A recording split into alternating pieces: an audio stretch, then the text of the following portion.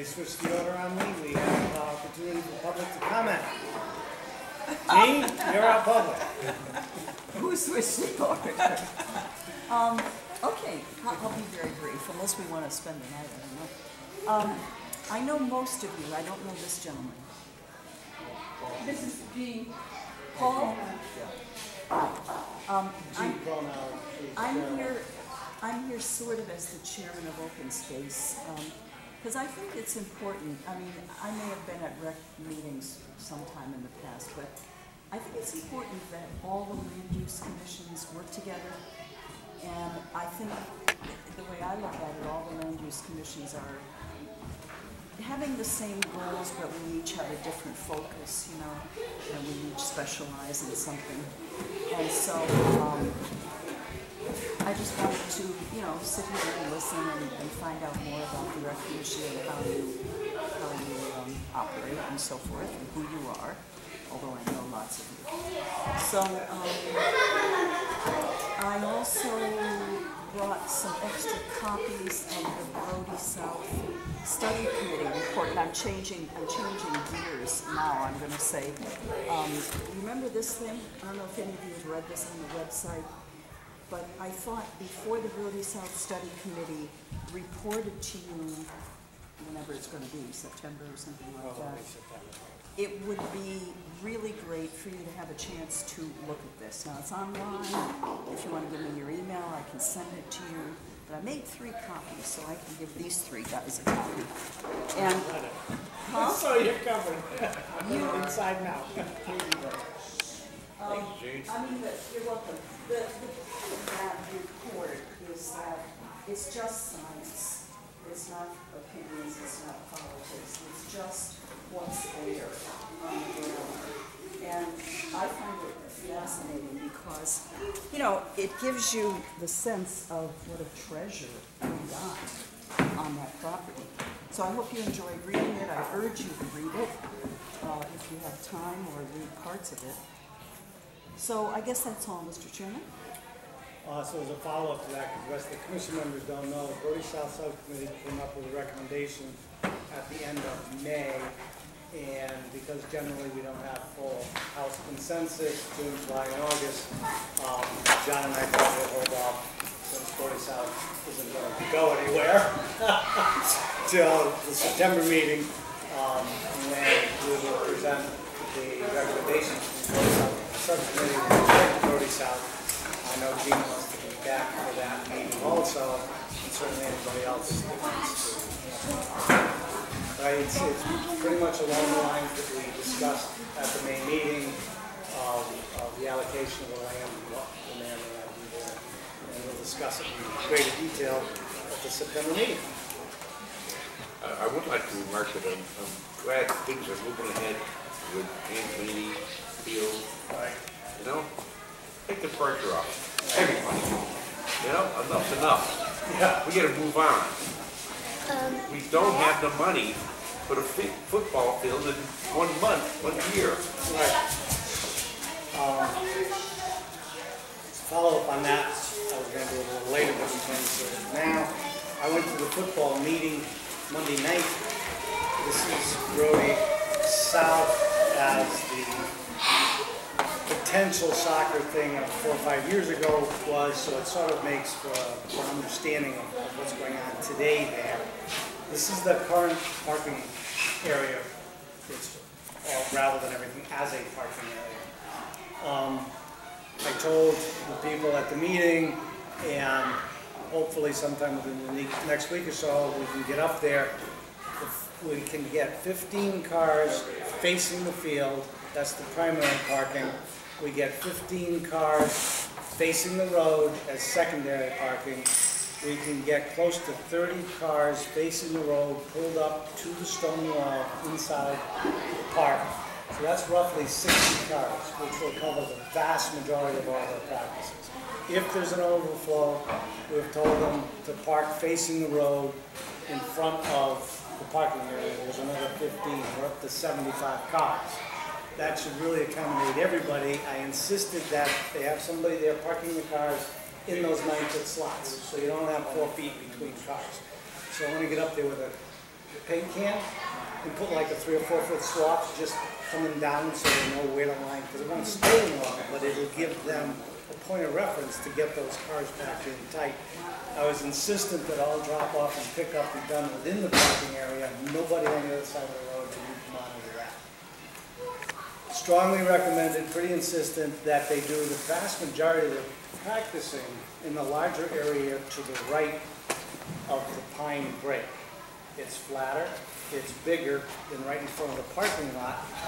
And the big thing is you have all this foliage to break the sight, the light, and the sound from the neighbors. Over here, there's nothing between your practice area and the road, so all the sound will just travel right across the road or to neighbors or whatever. If they shift most of their practice over here, it's already mowed, they're not doing anything different than what's been done up there for 20 years. Just tell them to take the kids over here to the right. Then you've got all this foliage and trees to block the sound. It'll make it a lot quieter. And I told them, you know, the parks are open sunrise to sunset. If the sun sets at midnight, the parks are open until midnight. But football came in, asked for a special exception if they need to practice after sunset. And the Rec Commission authorized practice to 8 o'clock. Park needs to be clean and empty at 8 o'clock. Not 8:05, not 8:06, 8 o'clock, clean and empty. Meeting went well. They actually applauded me when I left. I don't know why, but so I got our points across to them. They need to control the parking and the sound and be out of there by 8. Good job. So that was the football game. So Dennis, you're up. All right, I'll just run right through this. The finance. The first report that you see is just from year end. We ended the year June 30th. And the overall budget, we finished pretty good. Had about $300 left over in the overall budget. And the next document that you see is the beginning of this year. So the year just started, so we don't have any opportunities in this budget. You haven't spent any money in month? Yeah, haven't spent much in a month yet. Next is the Rec Director's report. As you can see, the waterfront, the number of stickers we've sold so far, 528. Last year, at this time, we finished at 513, so we had a few more people buying stickers this year. Camp numbers, even though we went up on the price a little bit, the numbers still went up a little bit, so we're doing pretty good there. And then we look at the money. Right now in the program account, we have just over $111,000, and the balance due, meaning that we have customers that owe us another $11,000. The payroll projection over 90-something thousand. And I think when we talked about this early in the year, we wanted to make sure that more kids had jobs, you know, rather than try to save money at a high rate. So a lot of kids are working. That's why you know, the number's so high, over $90,000, and we'll end up with just over $13,000 in the program account. So that's where we are. And we have some upcoming events. These are some some special events that we put together. For instance, the panel on obesity, that date is going to be October 18th. And I think, as you all know, there's a big problem in the United States with obesity, childhood obesity. We have a really good panel. We have the new principal. He's going to be on the panel. He's going to be talking about the new lunch program at school, and he'll also talk about some of his personal things he's gone through. We have a nutritionist, a psychologist, fitness instructor. And we have a young man who, as a teen, as a young kid, he went to camp here actually. He weighed somewhere about 200 pounds, and he was maybe 11 years old, something like that. And he's our lifeguard now. The kid now, he chose to live a healthy lifestyle, and now he's probably 185 pounds. At 17 years old, about to be 18, so he's going to be on the panel and share his story of perseverance and how he was able to choose a healthy lifestyle. So I think that's going to be pretty good. We're going to promote this all throughout the schools, and like I said, the principal being on the panel, that will surely give us a good audience. Another thing we're going to do is a volunteer recognition dinner. We do this about every 3 years, where we like to recognize every volunteer organization in town, and we're going to do that on April 18th. And we're going to do that right here in the hall. And we tend to get a lot of people there, probably 100, and I think last time we got about 120 people. So I think we're going to have another good event. Next year we're going to do a golf tournament. We ran a golf tournament prior years, a few years back, and we probably raised about $6 grand, somewhere like that. This time we're going to raise the money for camperships, for kids who, less fortunate kids who can't afford to go to camp. So we're looking to raise some money there for the scholarship campusship program for next year. Any questions on that? Also, we talked about, as you know, we got the new website, and it's doing pretty good for us. We finally come out of the ice age there. We still need to get that ability to pay with a credit card, and it will really be out of the ice age. It'll be at the beginning of the industrial age. We We're quite a bit the technological age. That's right. No debit cards, please. Right, that comes The demise of the country. And so we'll be able to save, we did the brochure for the last 10 years. We've been doing a brochure. And with the website, I think we'll be able to save probably about $5 grand a year now with the new website. But I don't know, you guys tell me what you think. This is something that I thought we can produce this in-house and send it out to everybody just like we do with the brochure. And this will be an insert. This will look a little better than this. It'll be like a bookmark inside. And we'll still have a lot of information in this little pamphlet with the insert, with all the classes on it, and telling you to go to the website to register. But we still have because there are some people who don't use computers, we still have a registration form on the back that you can use. So this is just something else to go in place of the brochure. If you guys think we should go back to the brochure, we still can produce something in-house to make it a little bigger. But this is just something we thought would, save a little money, and we can still get the word out. Yeah, that's good.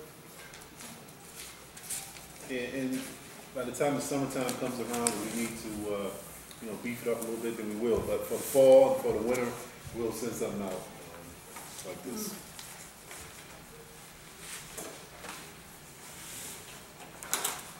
I think it would be very effective, and especially now, most children have to have a computer. Yeah. We've been doing good. We started using it around May, and it's worked out pretty good for us. It's a high-end piece, and like I said, it's working out really, really well.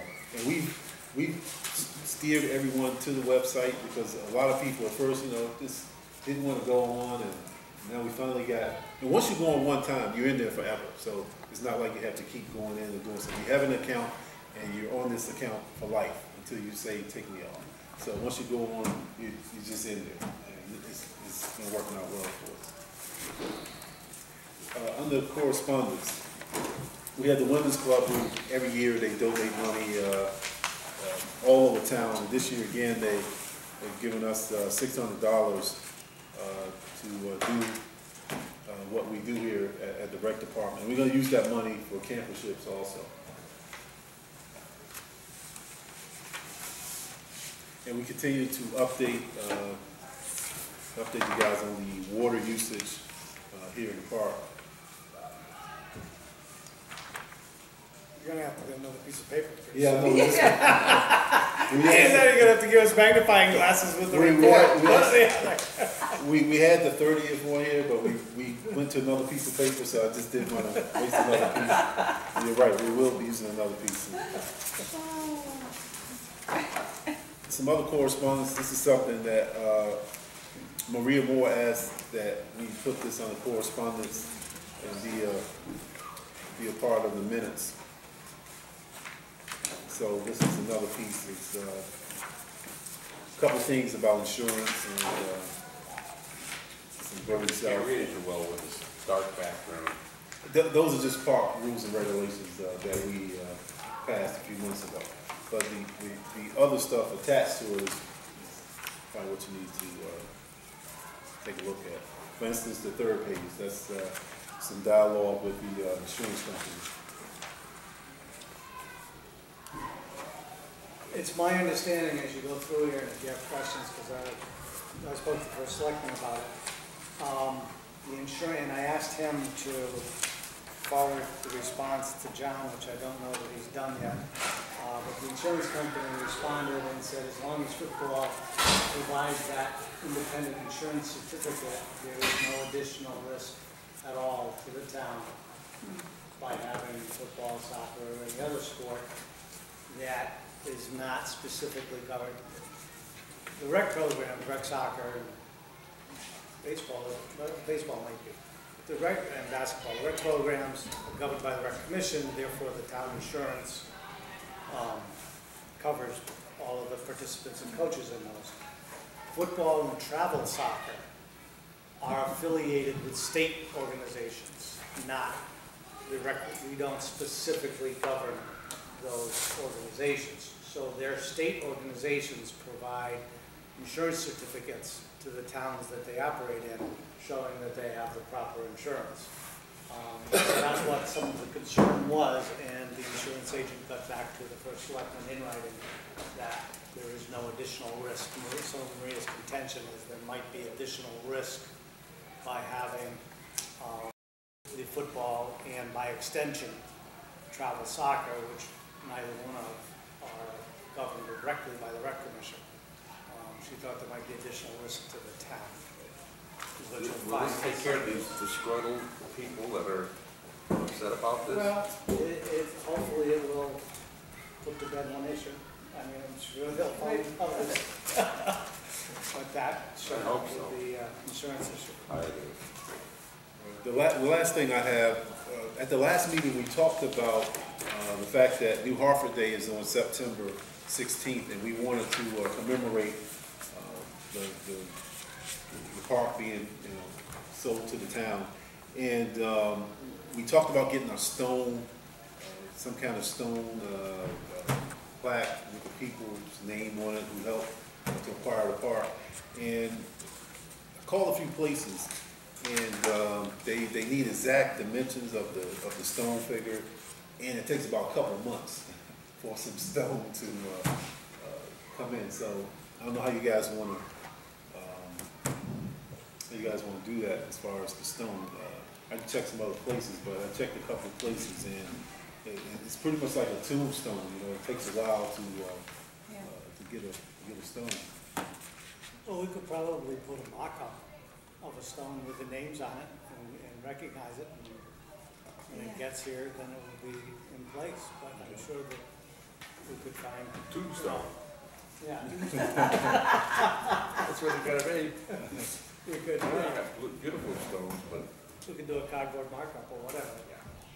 And also, Paint it gray. and also, where do we want to put it? I mean, is it something we want to stick in the ground? Where do we want to put this piece? I don't know.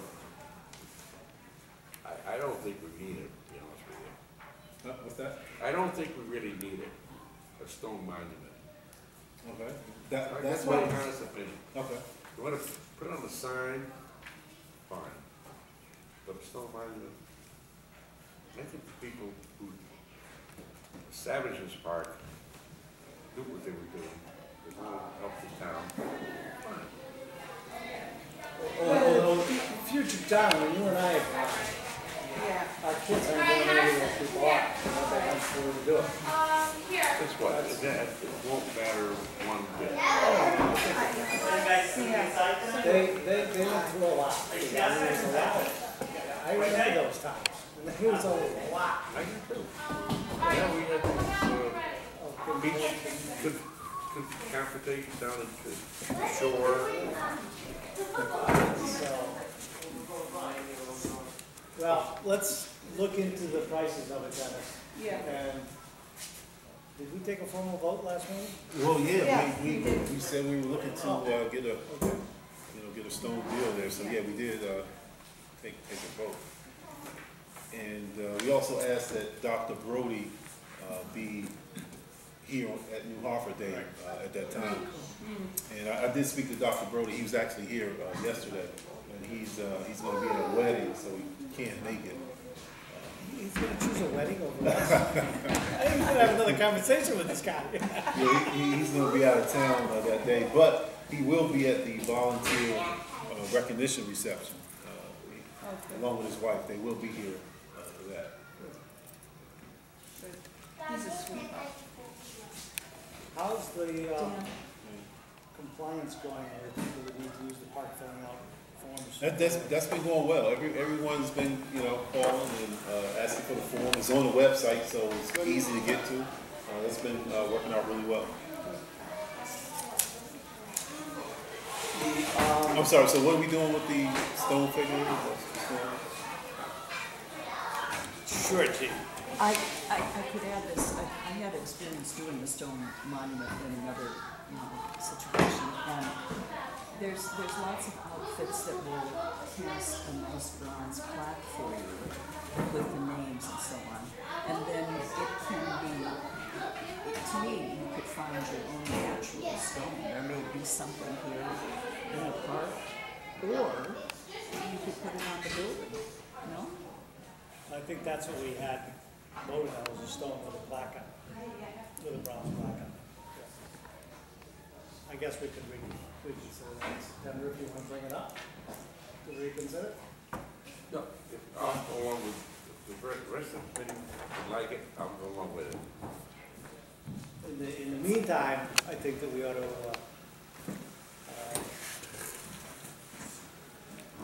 where if you can find a place where you can get a paper mache, maybe you can have any campers, make a paper mache rock. Mountaintop Trucking from Torrington, Winstead, they cut stone. Right. What's that, mountaintop? Yeah, mountaintop. It's right on Route 8 going toward the reservoir. He's a nice guy. I mean, That's what I was did. on TV today with that fire. Yeah. He was cleaning up that. I think if you approach him and ask him to maybe make a donation or give us a break on it, I think he could cut us a nice stone, That's a really good idea. you know? And then a brass plaque or bronze plaque, whatever. Or have it sandblasted and create a stone, the names in it. You can do that too. Route 8 north out of Winston, Okay. on the left-hand His side, name. just before Colebrook. That's my You son. can't miss it. I mean, they Dan, I know his first name is rock Dan. piled everywhere.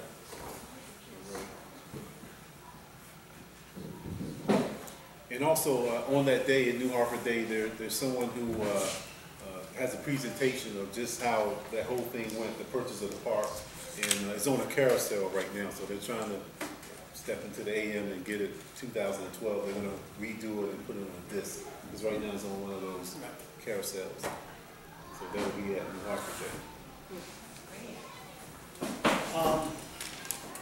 At the last selectmen's meeting, the selectmen asked me to ask this group, or tell this group, at the top of Jones Mountain, there is a structure called the phone room, or the Boy Scouts might call it the cheese shed, I guess. And it's one of those 1960s, like an Eskimo dome made out of foam, and then you can just cut the windows and put them anywhere you want, doorway. It's supposed to be super insulated, and it was there when they acquired the park. And apparently the selectman was up there with his son, and there's been substantial demolition. And people are just taking the wood out and having bonfires up there, and graffiti written all over it. There was an attempt to white out graffiti. But the selectman is in a quandary as to whether to improve it, secure it, or demolish it. And he asked us in part for an opinion. I think we can wait till next meeting, not that anybody's gonna want to walk to the top of Jones Mountain, but just in case you guys wanna walk up there and look at it before we decide on it or talk about it, I'm throwing it out there. In addition to that, there was a stewardship committee formed in 06, 07 by the selectmen with respect to Gula and Jones Mountain because they were large contributions. And basically the stewardship committee came up with the recommendation that open space and conservation be the stewards of this property until something more permanent might be established. So at this point in time, I think that, and if this group agrees, I'll send a note to the chairs of those two committees and to the selectmen that although we will weigh in with an opinion on it because certainly it is part of what we do, as part of the trail system and whatnot, but I would make a recommendation that open space and conservation, since they're the active stewards, also weigh in to the selectmen with respect to what they feel may be appropriate for that building, and then hopefully they just copy us on their comments. Because I think they're the more appropriate group right now to make that kind of decision. We're working here, there's too many things to go on top of that too. You know, and they're up there all the time, so. Is this building service? And yet having us in the loop. Right, and they're keeping us in the loop because we are, I mean, outside of parties at 2 o'clock in the morning.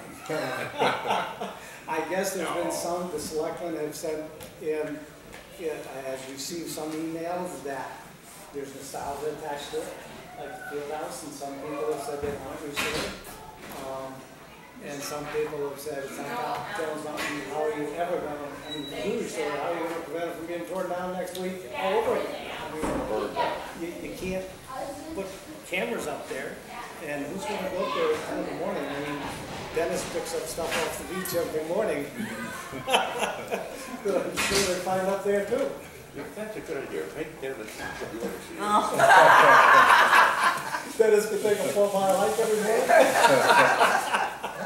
Is it livable? Yeah, Up there. there you go. But no, I've been up there, and it's an old, I knew what it was because I remember when they were promoting those as the future of housing, all houses were going to be this in the future. So I recognized it, but I'm sure the young people today, they probably think some Eskimo lived up there or something. But it's in real tough shape. So if this committee, this group agrees, I'll send those emails out. And let them do their thing.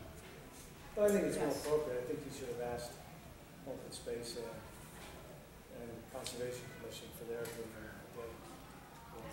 Can I comment? Yeah. You know, the reason that policy was needed was because that was the first time the town had these open space projects. Right. You know, that was when we had started the open space plan and so on. And the way, and that was a committee Donald LaPlante chaired it. And Maureen was on it? Were you? Okay. Okay, anyway, the policy said that open space would be setting the, doing a baseline study of each open space parcel, which is, kind of what that Brody report is, and then setting the uses that were allowed and not allowed and so forth and so forth. And then the maintenance of that would be the job of conservation. Yeah. So conservation is really the group that is taking care of both Gula and But I think Jones. if there's going to be input on that, those two groups of the primary, certainly REC wants to be involved and updated and aware of what's going on in all types of recreation, passive, active, and whatever in town. But as far as educated input, I think open space and certainly conservation, since they have been physically doing a lot of that, would be more up to date with that area. Kind of fits with what you had said coming here. being, you know, is like for us all to be in communication. I think Yeah. that's real important, Yeah, you know? so do we. I think it wouldn't be a bad idea to occasionally have joint meetings or something. I see this all the time with towns that, you know, it's true with planning and zoning and wetlands and everything, that, you know, you got your Wednesday night schedule, your Tuesday night schedule, whatever it is, and you got enough work to do, plus your life, right? And so there is not, you know, there's not the opportunity for Yeah. commissions to know one another better, which would be better. The Antolini project went to planning and zoning. I voiced a couple of concerns after looking at the map. Planning and zoning has approved it. So they will go forward with stripping it this summer. Probably not doing more than that because they aren't going to do anything during the school year. So the substantial amount of work, I imagine, although the selectmen haven't really outlined it, will be next summer. Then there's supposed to be, whether or not it happens, a year wait before you really heavily use a field surface Absolutely. for it to seed in. My concerns, and I pointed them out to P&Z on behalf of the Rec Commission, there are 3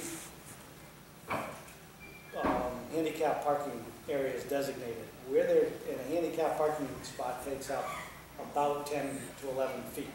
So that means it takes up a 33-foot area.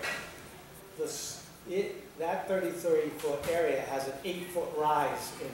So that means the land is like this. Anybody put a wheelchair on it, they're going to be down the bottom of the hill. I suggested that at least they try to make that flatter so it would really be usable as a handicap area. The other suggestion I made was that they are not making a level flat playing surface. The center water of the area is at 808 feet.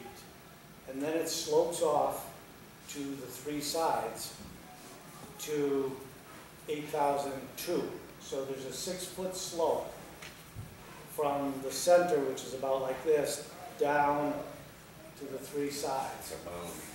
And I suggested that if they're going to spend the money to do it, because if they ever wanted to flatten it, they're going to rip up everything they're doing and either raise it or lower it. So I Do it right the suggested first that time. they do it right the first time, spend the money to make it, and in part because the selectman's office is selling it as a girls softball field.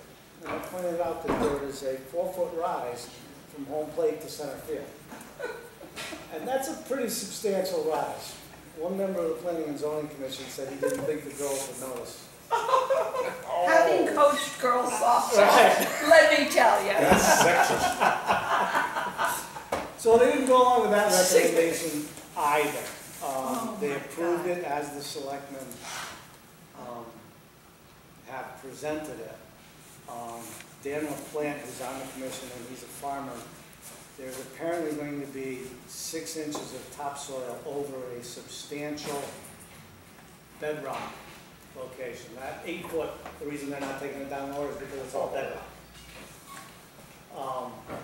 But it's only going to be 6 inches of soil on it. And Dan suggested that that might be an issue because he didn't feel that during a dry August, 6 inches of topsoil would hold enough moisture to hold the grass.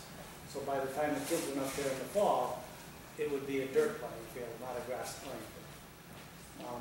The Planning and Zoning Commission basically said through Dave Gimmel more than anybody else,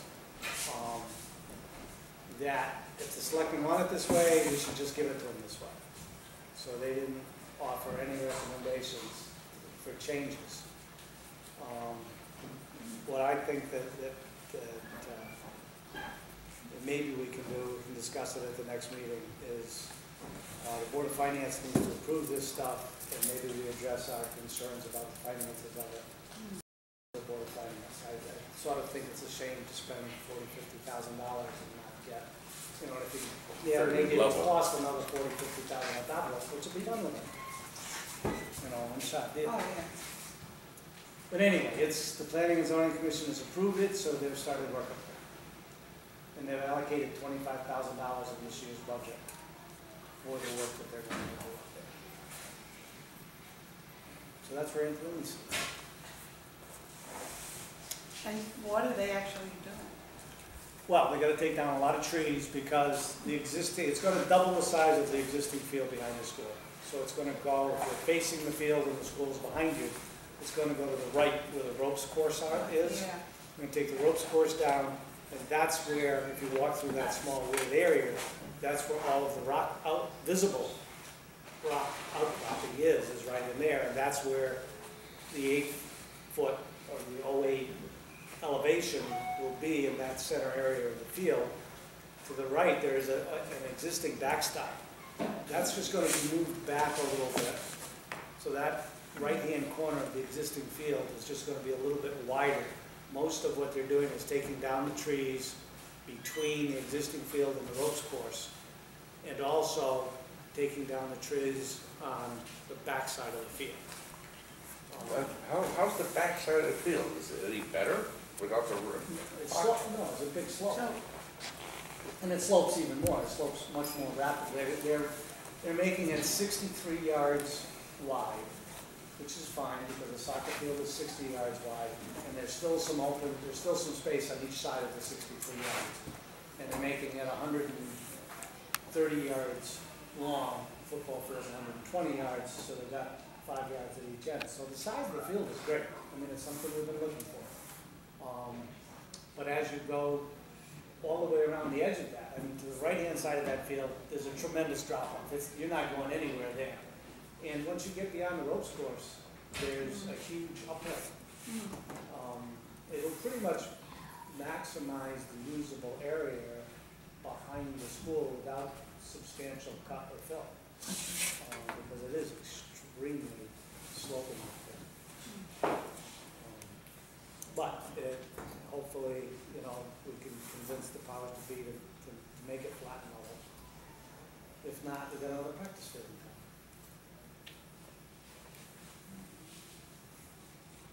Any other input? Do we have a motion to adjourn?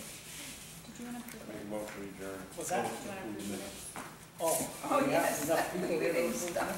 Yes, no. Any- Motion to approve minutes as written. Second. All in favor? Aye. Any opposed? Any corrections, changes? No. Motion as written, and that was approved. So I guess there's no changes. So, well, you often ask the question Right. after it's too. You approve them as written, John's and better then you at make this. changes. Right, John's better at this. I used Okay, to we read have- Robert's rules. We have a motion to adjourn. We have a second.